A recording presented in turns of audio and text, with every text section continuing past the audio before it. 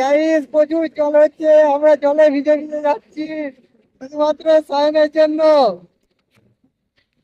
তারিকা সায়নের কিনলোকে সায়ন সায়ন দা জিন্দাবাদ। এই সায়ন দা জিন্দাবাদ। এই গাড়ি কিনলো কে? এই গাড়ি কিনলো কে? এই বৃষ্টিতে ভিজতে কারা? বৃষ্টিতে ভিজতে কারা?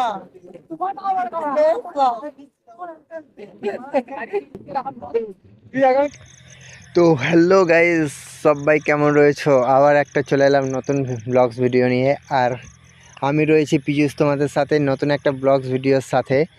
তো চলো আজকের ব্লগস ভিডিওটা শুরু করা যাক। আর আজকের ভিডিওটাও হতে চলেছে একটা দারুণ ভিডিও, কেননা আজকে যাচ্ছি বাইক ডেলিভার করতে।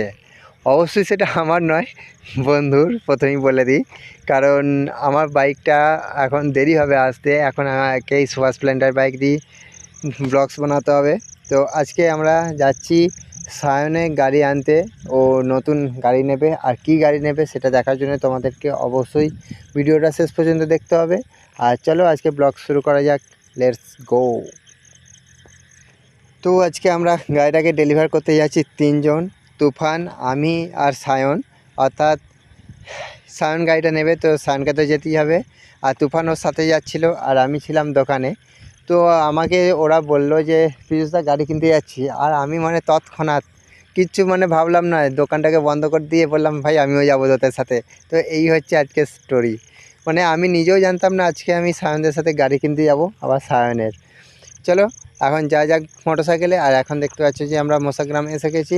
আর মশাগ্রামে বাইক রেখে, এখানে বাইক স্ট্যান্ড আমাদের মশাগ্রাম স্টেশনেই একদম পাশেই।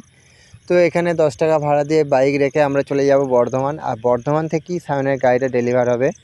তো বর্ধমানের জায়গাটার নাম হচ্ছে কাটাবিসু। তো এই কথাটা আমি বলছি, চলো আস্তে আস্তে বলবো এই ঘটনাটা কি রয়েছে।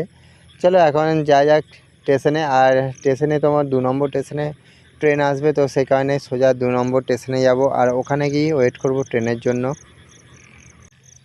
তো স্টেশনের 1 নম্বর প্ল্যাটফর্মে মালগাড়ি দাঁড়িয়েছিল, তো সেই কারণে আমাদেরকে ওভারব্রিজ ধরে উঠে 2 নম্বরে আসতে হচ্ছে। নতবা এখানে 1 নম্বরে আসা কোনো মালগাড়ি থাকে না। জায়গাটার নাম কি বললো? কি কাটা বিছে? কাটা পুকুর। ওটা ছিল আচ্ছা, যে ভাগ হয়ে গিয়েছিল।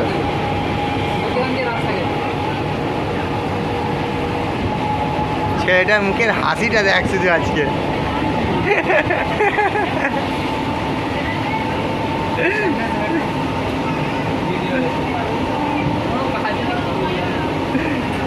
তোরা কি কর? তো এখন আমি আসছি লোকাল ট্রেন জার্নিতে। আর এই লোকাল ট্রেন জার্নি একটা স্বপ্ন দেখেছিলাম, কিন্তু ট্রেন আমার কাছে খুব খতরনাক জিনিস বলে মনে হয়েছে। কারণ ট্রেনে ঠিকমতো ওঠা আর নামা এই দুটো আমি পারি না। তো সেই কারণে লোকাল ট্রেন ব্লগস আমি করি না, আমি অনলি বাইক ব্লগার। তো সেই কারণে শুধুমাত্র বাইকের ভিডিও করি। চলো যাই হোক, জীবনে কিছু তো একটা করি। অন্তত ব্লগার্স হিসাবে আমি এইটুকুই মানি যে মোটো ব্লগস একটা বেস্ট প্ল্যাটফর্ম। আর ওইটার জন্য কোনো রিস্ক নেই, কোনো হাই স্পিড নেই, কোনো ঝুট ঝামেলা নেই। নিজের মতো ভাই ব্লগস বানাও, নিজের মতো গাড়ি চালাও, আস্তে আস্তে ধীরে সুস্থে বাইক চালাও আর ব্লগস করো। জাস্ট পারফেক্ট টাইম আর পারফেক্ট একটা প্ল্যাটফর্ম। তো যাই হোক, চলো এখন বর্ধমানে পৌঁছানো যাক। আর তারপর তোমাদেরকে পরের ভিডিও দেখাচ্ছি, পরের ক্লিপে যে কি হচ্ছে, কি জীবনে আমিও এইটাই, ওর বাইকটাই প্রথম আর কি কিনতে যাচ্ছি। আর তারপর আমারটা যখন যাব তখন একটা এক্সপিরিয়েন্স চলে আসবে। তো সেই কারণে আরও কোনো কিছু না ভেবে চলে আসি। আর বর্ধমানে দেখতে পাচ্ছ কী হারে ভিড়, শুধুমাত্র এই লিফটে সবাই উঠবে বলে এত ভিড়। তো এখন স্টেশনের বাইরে চলে এসেছি। আর টোটো দাদার সাথে কথা হচ্ছে যে এখানে বাজাজের শোরুম কোথায় আছে। আর সায়ন যে গাড়িটা নিচ্ছে সেটা বাজাজ কোম্পানি। তো সেই কারণে বাজাজের শোরুমের যে ঠিকানা, সেই ঠিকানা দাদাকে বলি। আর দাদা বললো ঠিক আছে, কোনো অসুবিধা নেই, 10 টাকা করে দেবে, চলো নিয়ে যাচ্ছি। দিয়ে আমরা টোটোয় উঠে পড়ি। আর সবথেকে এখানে সুন্দর জিনিস লাগছিল, আমাদের স্টেশনের সামনে যে পতাকাটা উঠছিল আমাদের জাতীয় পতাকা, সেটা সত্যি দারুণ লাগছিল, মানে বারবার পিছন ঘুরে তাকাতে হয়েছিল। আর এখানে তুফানকে দেখতে হচ্ছে একটু মজা করছে, কারণ আমি ভিডিও বানাচ্ছি বলে ওদেরও ভালো লাগছে। আর এখানে ও হেলমেটটা পরে জাস্ট অনেকটাই এসছিল, আর সবাই ওদিকে একভাবে তাকিয়েছিল যে এই টোটোয় যাচ্ছে তারপর হেলমেট, তো সে কারণে হেলমেটটাকেও খুলে ফেললো। আর বললাম না পতাকাটা কত সুন্দর লাগছে, দেখো সেই লাগছে পতাকাটা, হেবি সুন্দর, দারুণ। তো এখানে তো টোটো দাদার সাথে বকতে বকতে অনেকটা পথ চলে এসেছি। আর টোটো দাদার সাথে এটাই কথা হচ্ছিল যে যখন গাড়িটা কিনে আসবো তখন তিনজন আছি, তিনজনের মধ্যে একজনের ধরো হেলমেটার আছে, আর একটা হয়তো শোরুম থেকে দেবে, আর তারপর যদি পুলিশে ধরে, তো এখানে কোথায় কোথায় পুলিশে ধরে সেগুলো জানলাম। আদার্স বেরিয়ে আসার রাস্তা কোথায় রয়েছে সেটা জিজ্ঞাসা করলাম। আর ওই শোরুমটা কেমন হবে তো সেইটাও জিজ্ঞাসা করলাম। দাদা বললো যে আমি ঠিক জানি না এটা। তবে যাই হোক, কোথায় কোথায় পুলিশে ধরে আর কোথায় কোথায় মানে বেরিয়ে আসার রাস্তা এটা জেনে রেখেছি, মানে এটাই আমাদের কাছে অনেকটা বড় ব্যাপার। এইটাই কতজন বলে। চলো এখন শোরুমে যাই। আর দাদার সাথে গল্প করতে করতে কখন যে শোরুমের কাছে চলে এসেছি নিজেরাও বুঝতে পারিনি। যে হঠাৎ করে জিজ্ঞাসা করলাম যে দাদা শোরুমে চলে এলাম এত তাড়াতাড়ি? বললো হ্যাঁ এটাই তোমাদের সেই শোরুম। তো এই হচ্ছে পুরো ব্যাপার এখানে পর্যন্ত আসার। তো তারপর এখানে কথা বলতে বলতে চলে এলাম বাজাজ শোরুমের কাছে। আর এখানে ঢুকতেও একটা জাস্ট মানে বুকটা কেঁপে উঠলো, কারণ বন্ধু বাইক নিতে এসেছি, একসময় আমিও ঠিক এইভাবেই একটা বাইক আনতে যাবো। আর সায়নের স্বপ্নের গাড়ি হচ্ছে পালসারের NS, আর ও নিচ্ছে 125 সিসির গাড়ি, আর ও টার্গেট ছিল 160-এর। তো যাই হোক ও সেটা নেয়নি বা নিতে পারলো না একটু আর্থিক সমস্যার জন্য। তবে আমি অনেকটাই সাপোর্ট করেছি, আর যতটা পারবো সাপোর্ট করে যাব ওকে। আর এখন আমার বাইকটা কি হবে সেটাই, আমি কি বাইক নেব সেটা এখনও পর্যন্ত ঠিক হয়নি। যতটা আমার সম্ভবত আমি MT গাড়ি নিচ্ছি খুব শীঘ্রই। আশা করি এবারে দুর্গাপুজোর মধ্যে নেব বলে টার্গেট করেছিলাম কিস্তিতে, কারণ পুরোটা ক্যাশে আমাদের সম্ভব নয় আমাদের পক্ষে। তো বাড়ি থেকে খুব বকছিল বলে আমি আপাতত আমার স্বপ্নটাকে স্থগিত রাখলাম, আর বুকে পাথর চাপা দিয়ে স্বপ্নটাকে চাপা রেখেছি আর কি।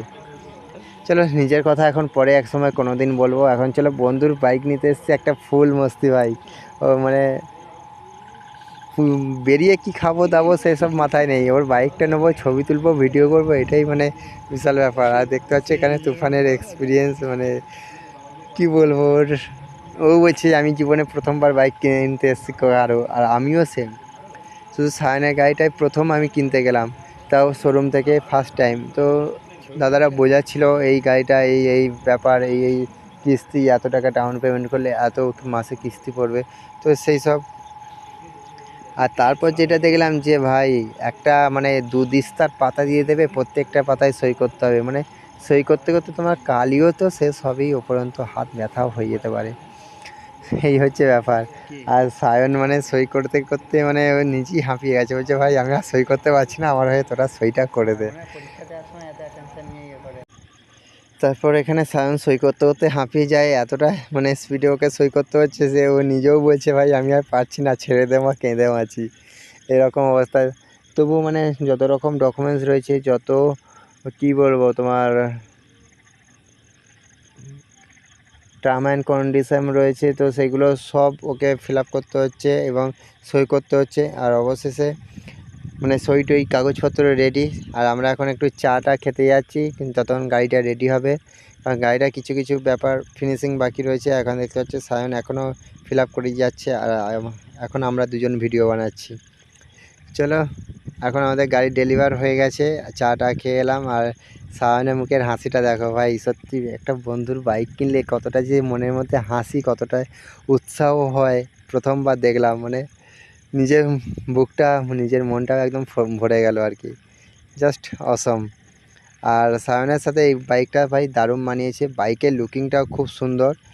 আর সত্যি কথা বলতে আমি জানতাম না এই গাড়ির সাইলেন্সারটা ছোট, অর্থাৎ তলার দিকে। তো আমি প্রথমেই বলি যে দাদা দাদা সাইলেন্সারটা লাগিয়ে দিন, সাইলেন্সারটা লাগানো নেই। তখন শোরুমে দাদাটা বলে যে না না ভাই এটা সাইলেন্সার এরকম ছোটোই। তো তখন জানলাম। তো তারপর আবার একটু আমরা শোরুমটা পুরো ঘুরে ঘুরে দেখলাম। আর ওকে বললাম যে চল এবার বেরোনো যাক। আর ও এখন গাড়িটা নিয়ে এন্ট্রি করছে। ভাই দেখো জাস্ট লোক। তো প্রথম দিনই গাড়ি নিয়ে গাড়ি কিনে আসার সময় এত বৃষ্টি যে ধারণা বাইরে। তো এখানে আমরা নানা রকম স্লোগান করছিলাম, যেটা তোমরা শুনছো। আর শোনো কী কী বলেছি, কী কী মজা করেছি। গাড়ি কেনার পর একটা আলাদা এক্সপিরিয়েন্স। আর সবথেকে বড় ব্যাপার হচ্ছে গাড়ি কিনে আমরা একটা উল্টো রাস্তা দিয়ে ঘুরে এসেছি, যাতে পুলিশে না ধরে। এই গাইস প্রচুর জল হচ্ছে, আমরা জলে ভিজে ভিজে যাচ্ছি শুধুমাত্র সায়নের জন্য। তারিকা এ সায়নের কিনলোকে সায়ন, সায়ন দা জিন্দাবাদ, এই সায়ন দা জিন্দাবাদ। এই গাড়ি কিনলোকে এই গাড়ি কিনলোকে এই বৃষ্টিতে ভিজতে করা, বৃষ্টিতে ভিজতে করা।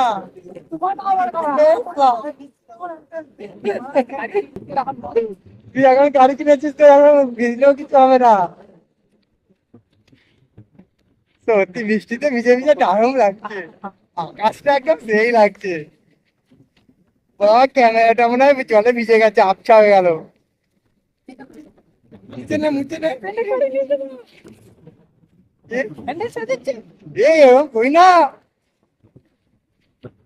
আর প্রথম বর্ধমানে বাইকে তো একটু ভয় ভয়ও লাগছিল, নার্ভাসও লাগছিল। তো অবশেষে চলে এলাম এখন হাই রোডে। আর এত বৃষ্টি হচ্ছে যে একটুখানি দাঁড়াতে হবে। আর ভাবলাম যে শুধু শুধু কেন দাঁড়াবো, চল একটা হোটেল দেখে দাঁড়াই, সেখানে আমাদের খাওয়াও হবে প্লাস বৃষ্টিটাও থেমে যাবে। তো অবশেষে আমরা একটা হোটেল দেখে দাঁড়াই আর খাওয়া দাওয়া করে বাড়ি আসি। আর এই ছিল আর কি ব্যাপার। আর নেক্সট তোমরা তো দেখতেই থাকো তারপর কী হয়।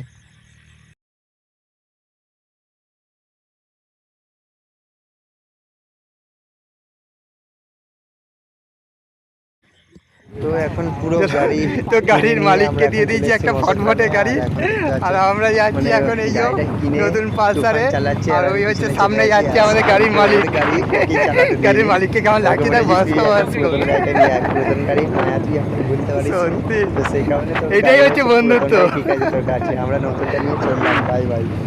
এই ওকে জিজ্ঞাসাই করা হলো না গাড়িটা কিনে কেমন লাগছে। ওকে ওর গাড়িটা মানে চল, ওই পুরাতন গাড়িটা জামালপুরে দিলাম আর ব্রিজে নতুন গাড়িটা দাঁড়িয়ে আমরা ইয়ে করবো, চালিয়ে চল। আনলাম। অর্থাৎ দেখছিলাম যে গাড়িটা কেমন সব। না ওর একটা আলাদা এক্সপ্রেশন যখন সই করছিল ওর ভাবটা দেখেছিলিস। গাড়িটাকে এখন বলেছে হাই স্পিডে কখনোই ঘুরবে না, কারণ হ্যাঁ, সার্ভিসিং ওই যদি না হওয়া আধারের সাথে পর্যন্ত গাড়িটাকে খুব সাবধানে রাখতে হবে। অর্থাৎ যত্নে রাখতে হবে, হাই স্পিড তোলা যাবে না, মোবিলটাকে চেঞ্জ করতে হবে। তো এরকম ব্যাপার রয়েছে। তো যাই হোক আজকে ভিডিও এখানেই শেষ করব। আর গাড়ি দেখতে পাচ্ছ সায়ন ওইটা নিয়ে আসছে আর আমরা আসছি নতুনটা।